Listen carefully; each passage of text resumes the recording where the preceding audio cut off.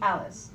Tumbling down the rabbit hole she falls, and that's usually what most people think about when they hear marijuana.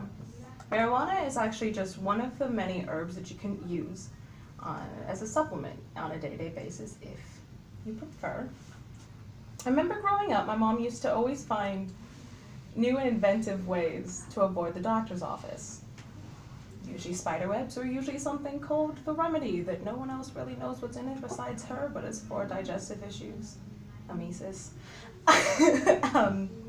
And if you go down any aisle down in Safeway that's for tea or coffee, you'll pick up a box that's for, and it'll say kava, and it'll usually tell you on the bottom what its benefits are, what it's blended for, usually for stress. I'll talk about that more later. Over the years, people have sought new and more inventive ways to sustain our health and our well-being with the use of herbs. And it's even gone back so far as 3000 BC.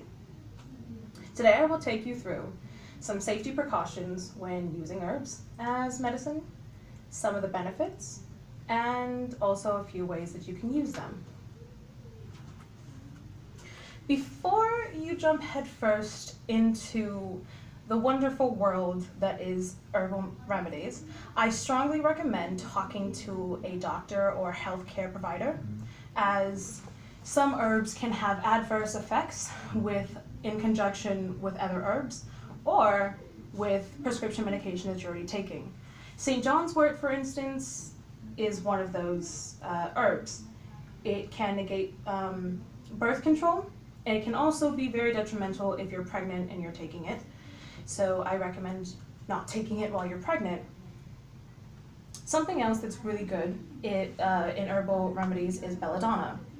However, belladonna is poisonous, except when you're used in extraordinarily small quantities. It is used as a sedative or to relieve pain.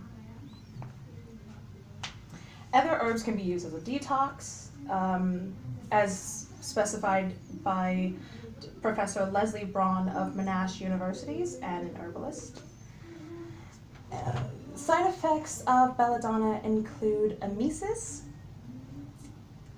nausea, death, fatigue, and immunity suppressant, meaning that you will be less likely to fight off a disease such as a cold or a flu in the future. According to Archives of Family Medicine, roughly 1/3 of America spends about $3.5 billion annually on herbal remedies.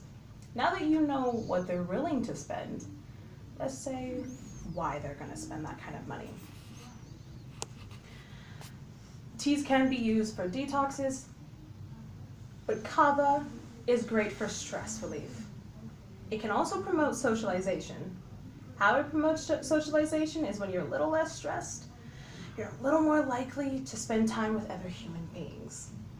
Ginseng is great for a boost of energy, often drank first thing in the morning or used as a pre-workout. According to Professor Leslie Braun, you can also see vast improvements during weight loss when you're drinking green tea or hibiscus.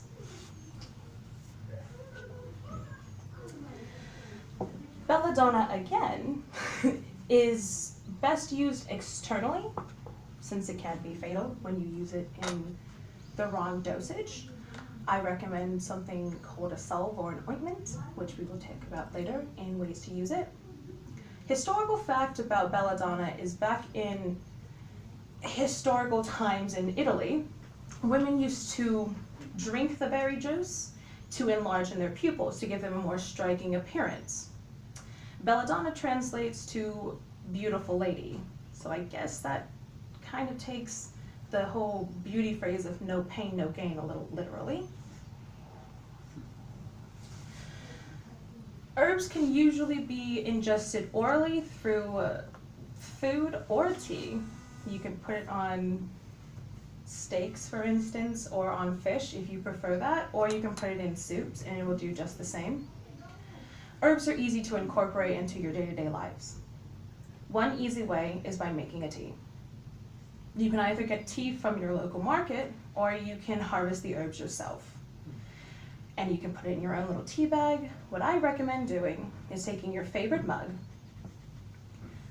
boiling some water, take your tea bag of sorts, you plop that on in there, you pour the water over top, you let it steep, and you enjoy whatever the cause of the tea may be for, whether it's chamomile because you had a long night, you were up with your boyfriend, or you were up studying for exams. Another way that you can use herbs is in a salve or an ointment. Salves are usually with a beeswax or a wax base of sorts, and it has oils that have been infused with the oil themselves, with the herbs themselves. And you pretty much melt everything down together, and then you put it there, and it's great for belladonna's one great use is you can make a salve out of it. I've considered making a salve out of it myself for my sciatica since I'm a 90-year-old woman, but that might have to wait until I find something a little less deadly. In conclusion, we've spoken about some of the safety, some of the benefits, and also some ways in which you can use them. So, Alice, herb responsibly.